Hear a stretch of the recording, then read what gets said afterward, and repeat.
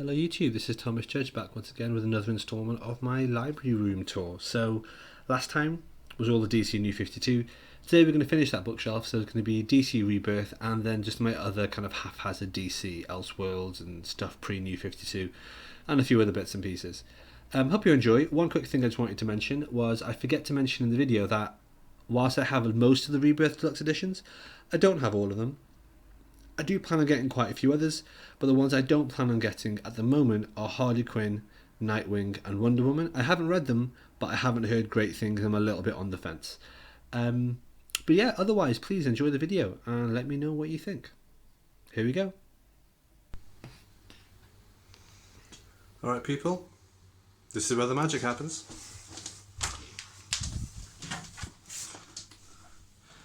Back into the library.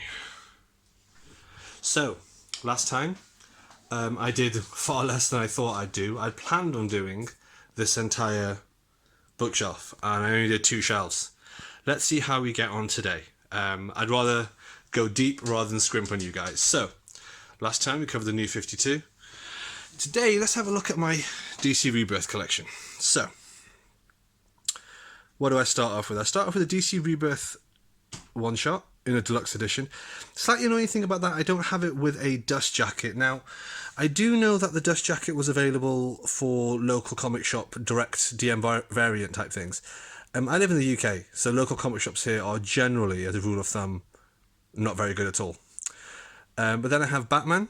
I've got the 4 Rebirth Deluxes. I've got the 5th one on pre-order. I've got some Detective Comics. I've got a couple of gaps there, obviously missing volumes 2 and 3. I've got the Flash, and I've shoved the Button Deluxe one-shot there in between volumes 2 and volumes 3. In terms of that, I had to track down a very particular cover for that, which I'll show you right now. So this is my deluxe edition Flash the Button, which looks like this, but it's a lenticular cover. So you can see there, cool, huh? Turns into Batman. Pretty awesome. This was really hard to track down, and I'm really glad that I got it. Yeah, because this is just one I really wanted. Alright, so with that back on the shelf, we've got more Flash, we've got some Justice League. Justice League versus Suicide Squad. God knows why DC didn't release that in oversized format. You can see it obviously sticks out like a sore thumb. Then got some Justice League of America, which says Volume 1, but they never released a Volume 2, and they only collected half the series. Which is again just sheer idiocy. More Justice League, Suicide Squad stuff. That particular volume, I got Volume 2, I got that from Rob Williams himself. So that's signed by him, which is kind of cool. Superman Reborn, again, God knows why that's not in deluxe format. And then I've got the entire Tomasi series of Superman, which I've heard amazing things about. And I've got some Superman Action Comics. And then I've got the Oz Effect as well. And then I've got Super Sons. Before we dive into the rest of it, just to show you on this stuff, guys. So here, what we have here, let me just take a seat. What we have here is stuff in a variety of different formats. Now, I'm absolutely happy with the Batman volume having a black spine. I know it annoys a lot of people, but from my point of view, I gather that's the wedding. I gather it's a very dark period for Batman. Fine, that's cool. The Detective Comics 1000 one-shot having an unusual spine, yeah, that's fine as well. I don't mind spines being different colours, to be honest. But the fact that some of them are different sizes, like, it's just idiotic. Like, the mind absolutely boggles. Now, I haven't read much Rebirth. I've read hardly any Rebirth at all, in fact. So I've bought all these blind, and I'm just kind of sitting on them, and I need to find time to read them, which, ironically, despite quarantine, I haven't. But when I do read them, I'm going to have to try and fix some of these. If, for example, it turns out that Justice League vs. Suicide Squad is a great series and I want it in my collection, I am going to have to make a custom bound comic just to fix that. Something that people have been calling custom omnibuses and the sort of stuff I've been showing on my channel anyway. So, yeah, it's just very frustrating to see that sort of format discontinuity, which brings us over to what's happened now to the DC line. So we have here there the Super Sons Omnibus, which is the first Rebirth Omnibus I can think of. Really glad I got that. I'm really annoyed to hear that they're now releasing an expanded Omnibus that's going to include a further 12 issues of Super Sons. But rest assured, I'll buy that and double dip anyway. What we have here is some Dark Knight Metal stuff, and this is an exact example of just the sheer idiocy of the way these things have been released. Some of it is oversize, some of it is standard size and foil stamped, some of it is standard size and normal covers, and some of it is trade paperbacks. I get how they went from white to black when the death metal event, when the Dark Knight's metal event happened. But this kind of format joke is just ridiculous. And then you've got Tales from the Multiverse, which is an amazing looking comic, but it's standard size again. Batman Who Laughs, haven't read that. Witching Hour, haven't read that. So all these I haven't read. I'm planning on reading all these before we get to DC Death Metal, hopefully. So hopefully I'll read them all in the next couple of months. But I bought them all like an idiot, and I haven't read them like an idiot.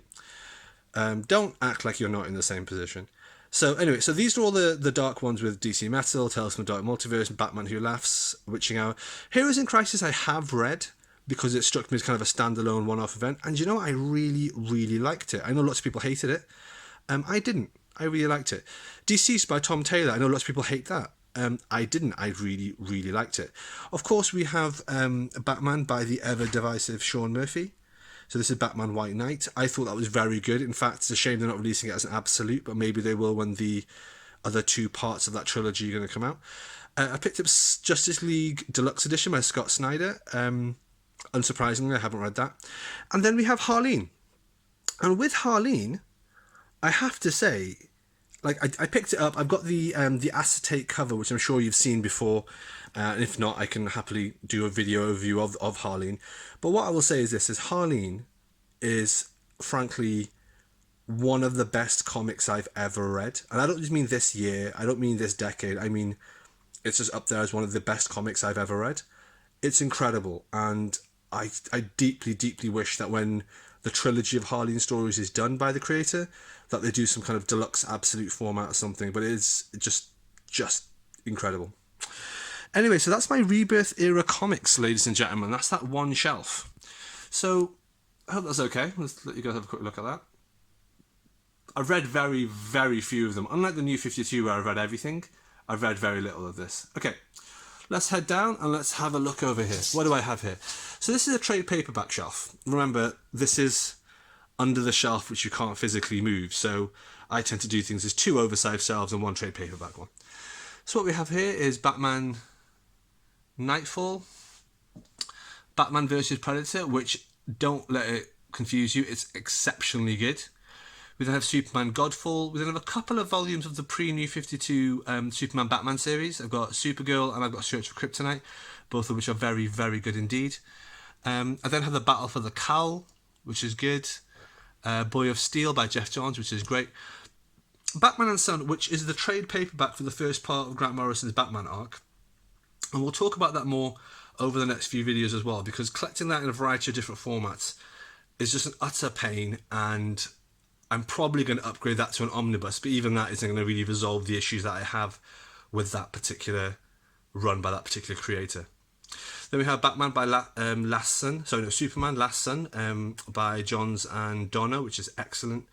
And then I do have a Streets of Gotham hardcover, which is pretty good, so I kept it. And then I believe what I have there is Superman's Secret Identity, and then just a couple of floppies as well. And they're all good, solid stories that I would highly recommend. You don't really need much continuity or background to really dive into those, and just enjoy them, basically. Even Batman and Son, you can just enjoy it in and of itself. Don't get too hung up by the Grant Morrison-ness of it all. Let's move over, and what we have here is the Elseworlds section. So we have Superman Red Sun, and then we have Injustice. So we have Injustice years, I don't know if you can see this clearly, but it's years 1, which is volume 1 and 2, year 2, which is volume 1 and 2, and then year 5, which is volumes 1, 2 and 3. I don't have year 3 or year 4 because they're not very good. If you know me at all, you'll know that I'm not a fan of magic, and I think volume 3 is all about the magic users, volume 4 is all about the Olympian gods. I didn't really gel with either of them, and frankly, if you don't read them, you can pretty much work out what's going on and you'll be fine with Injustice. So, as I've said before, I don't keep things in my collection that I wouldn't recommend to another human being. So, why would I have those? Then you have the Earth One series. You've got 3 volumes from Superman, 2 volumes of Batman, and 1 volume of Green Lantern.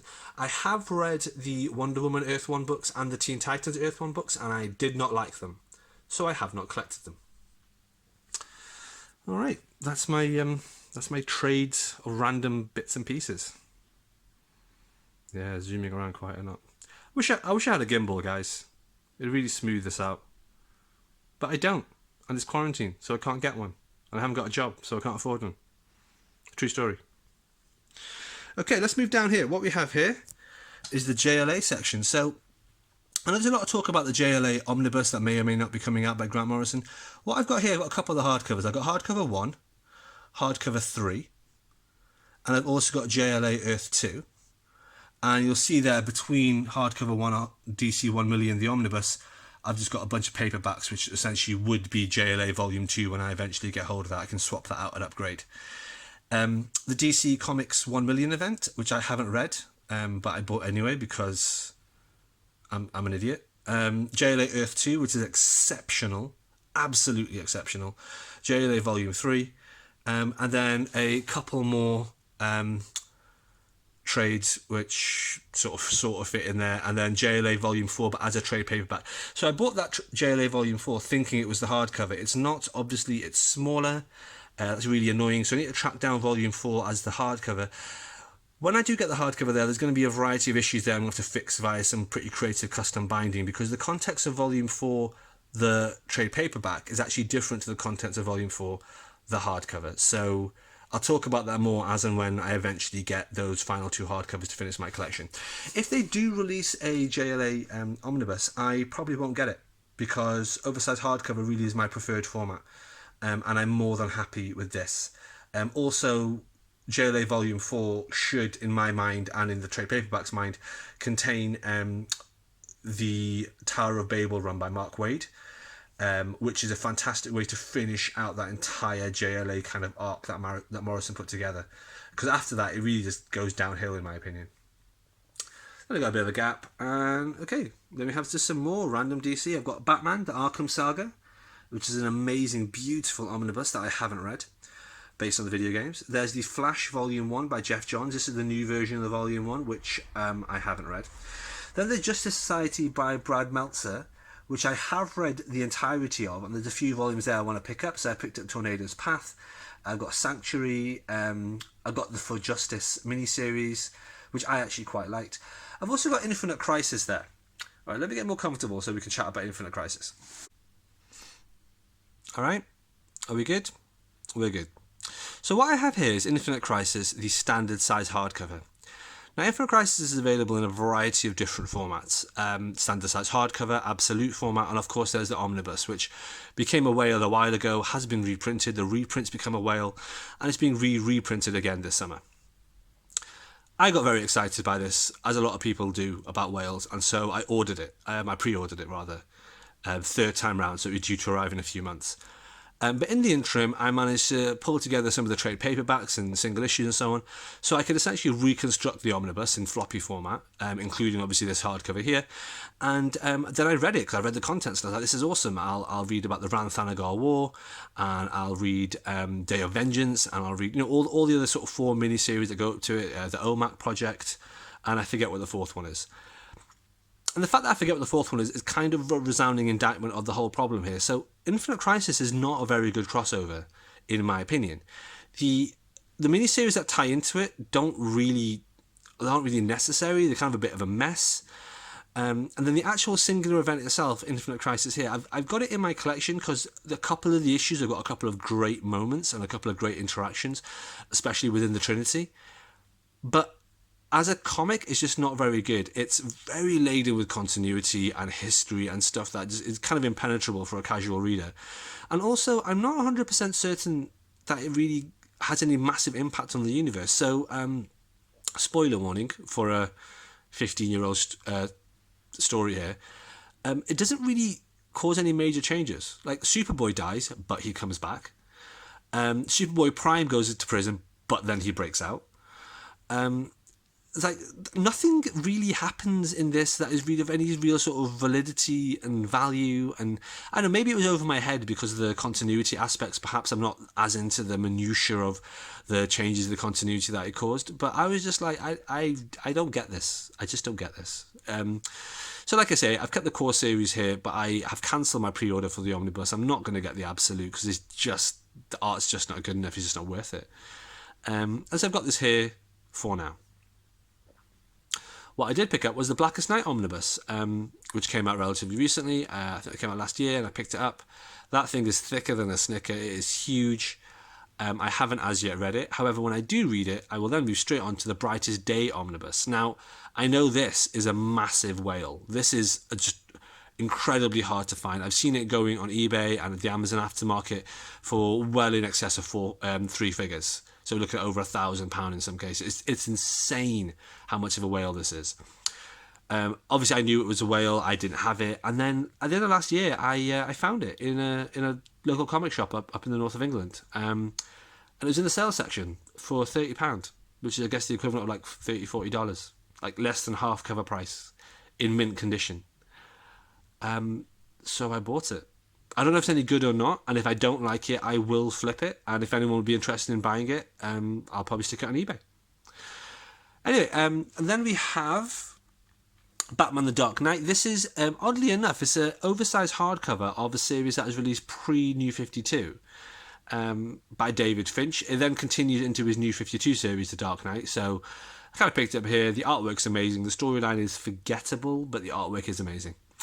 And then at the end of that, of course, ladies and gentlemen, I'm sure you can recognise Grant Morrison's very distinctive Multiversity. I have no idea what it's about. I read it, I think, 3 times now.